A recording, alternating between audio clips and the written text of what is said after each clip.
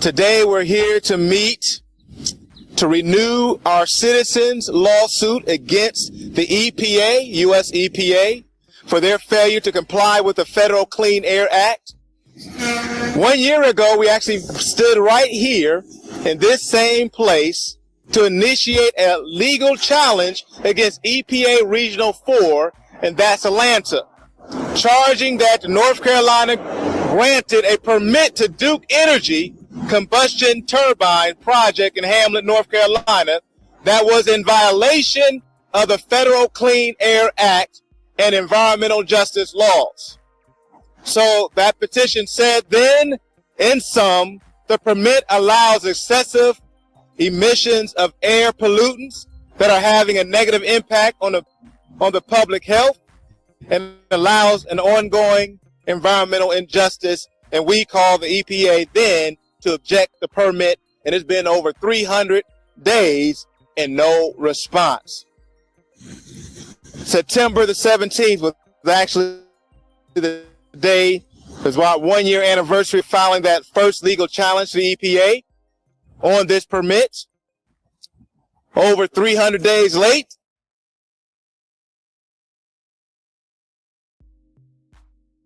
still no action. So who is going to hold Duke accountable? It's obviously the state's not holding them accountable. The EPA Regional 4 is not holding them accountable. And the EPA is extremely slow. I have here the petition that Pastor Rogers has just referred to.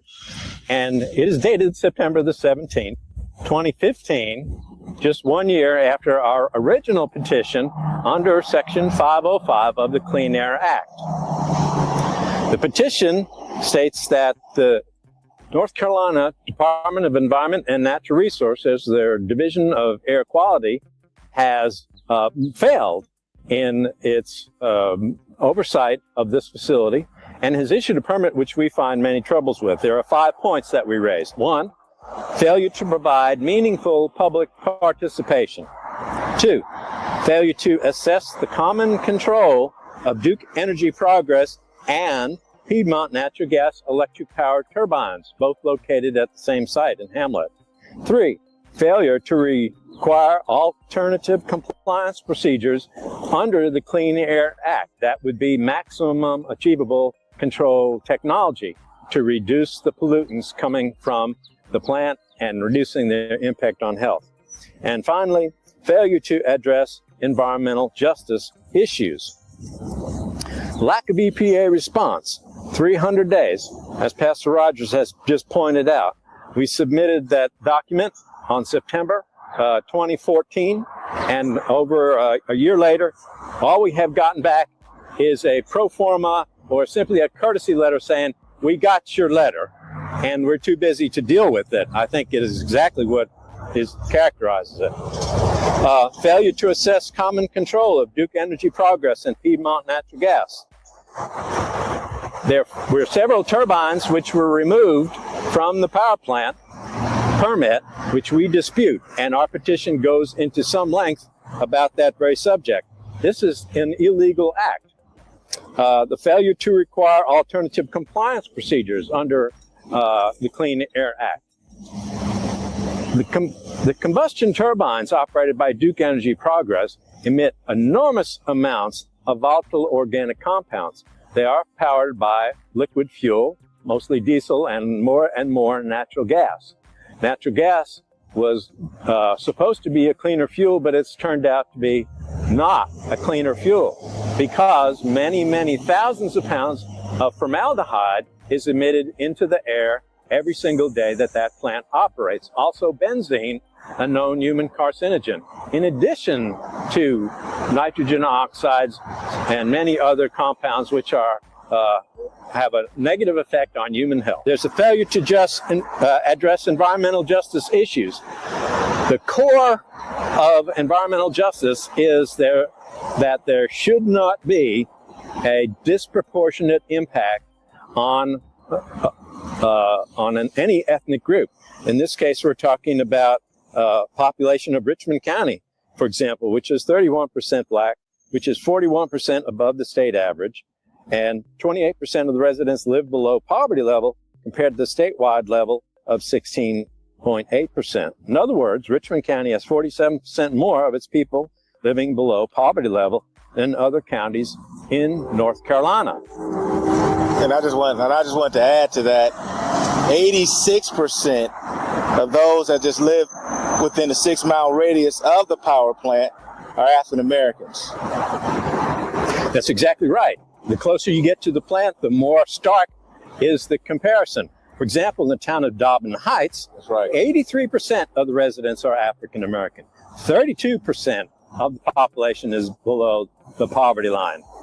According to the Richmond County Health Department, Richmond County ranks significantly higher than other counties in the region for a 5-year span from 2007 to 2011 for emergency department visits and hospital inpatient stays, primarily because of asthma. Asthma is directly related to air pollution.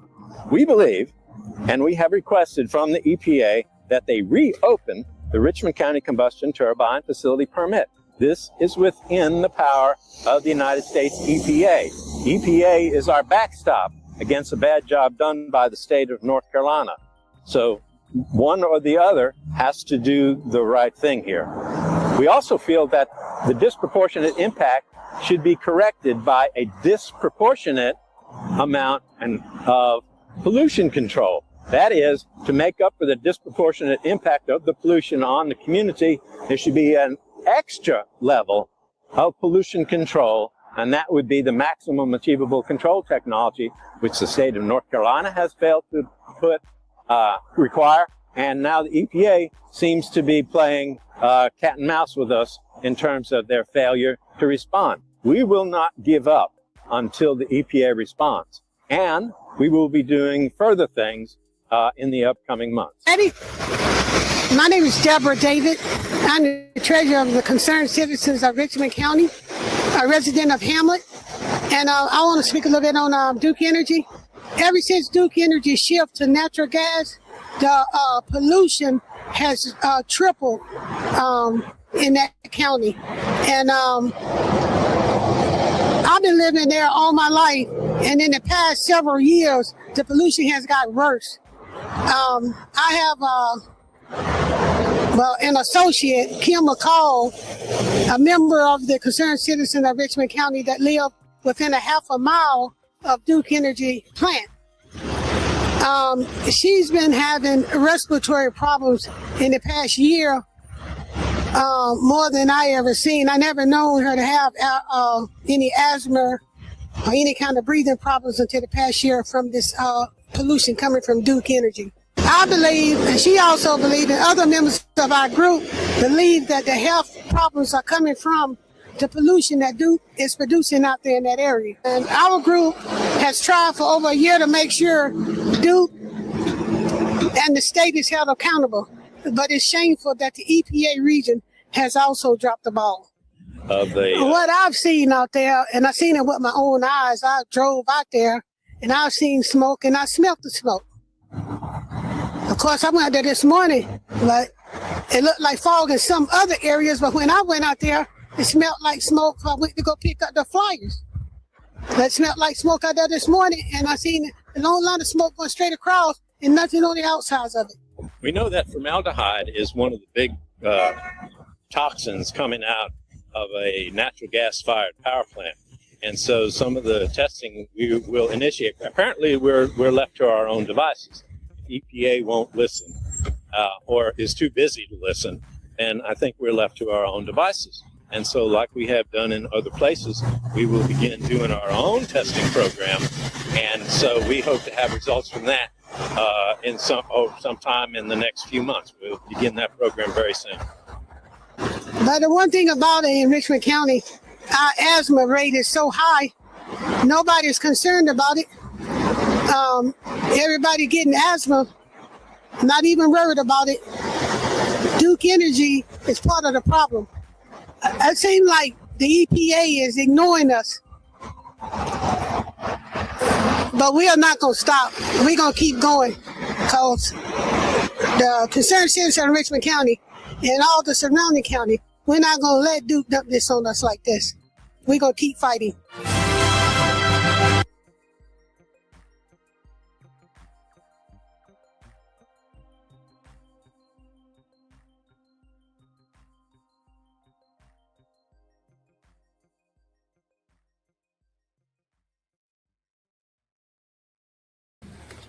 Mr. Sean Ingram from Rockingham in Richmond County. He's a farmer and co-founder of Richmond County Coalition for Justice and Black Empowerment. Thank you for that. Good afternoon, everyone. Good afternoon. I'll be quick, brief, impactful. I stand here today as a son of this soil. I stand here as a descendant of indigenous Black people who have lived on this land, worshiped on this land, buried our loved ones in this land, and fed our families from the land for generations.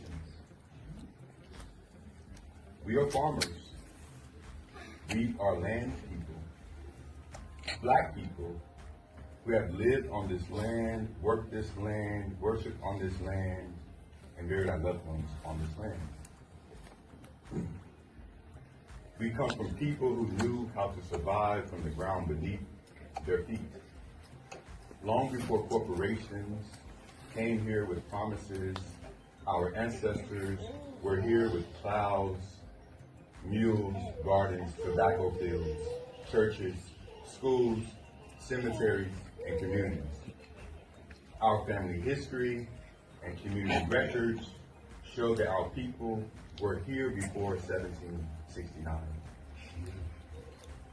Our ancestors helped establish the Dock Reed Meeting House, which is what is now called Rockingham, North Carolina.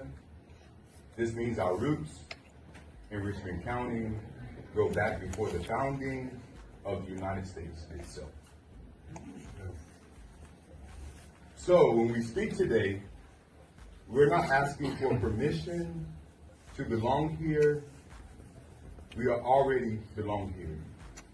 But for generations, Black and indigenous people have been pulled off land through fraud, tax pressure, heirs property, manipulation, partition sales, intimidation, lack of legal protection, and other coercive tax. Land that our ancestors fought to keep was taken by piece, acre by acre, and generation by generation. And how, after all that land lost, after all the environmental racism, after all the pollution, the poisoned water, the old pipes, the dry wells, industrial dumping, and broken promises, Richmond County is being told that we need an Amazon data center. Let me be clear, we do not need a data center in Richmond County. We did not ask for one. Our communities did not ask for one. Our water to be placed at greater risk did not ask for hundreds of acres of land to be transformed for corporate profit. We did not ask for money, diesel generators, more energy demands, more pressure on our infrastructure, and more decisions made behind closed doors. My brother, William Ingram, said it plain in his interview, if nobody's going to fight for our land and air and our water, it has to be us. That's right. And that is why we are here. Because this is not just about one project, this is about our survival, this is about whether the original inhabitants of this land will continue to be ignored while outsiders decide what happens to our future. This is about whether our children inherit clean water or corporate waste. This is about whether our elders will be respected or sacrificed. This is about whether our history will be honored or erased. We are not against jobs, we are not against opportunity, but we reject the idea that economic development must come at the expense of Black, indigenous, working class, and farming communities. Most of all, we deserve the right to say no. No to environmental racism, no to corporate land grabs, no to development without consent, and no to sacrificing our water, our farms, our cemeteries, our communities, and our future. We have been demanding justice for generations. We are still demanding justice today. I've lost my grandmother, my grandfather, and my mom due to this. So this water problem is much bigger than Flint, and I said yes. You know, every time they drank sink water, they would vomit. So I knew something was going on before it became a public thing, you know. My whole thing is, it's been well over 12 years why we ain't got no settlement, why they ain't came and told us what the deal is. They're everywhere. All of us have been exposed to them. It's just the fact that people in this community are drinking it. Yes, everybody get out, sign the petitions, work for Cedar Creek in East Fayetteville. Let's get our water back. Since I've lost my grandmother. On one final welcome to Richmond.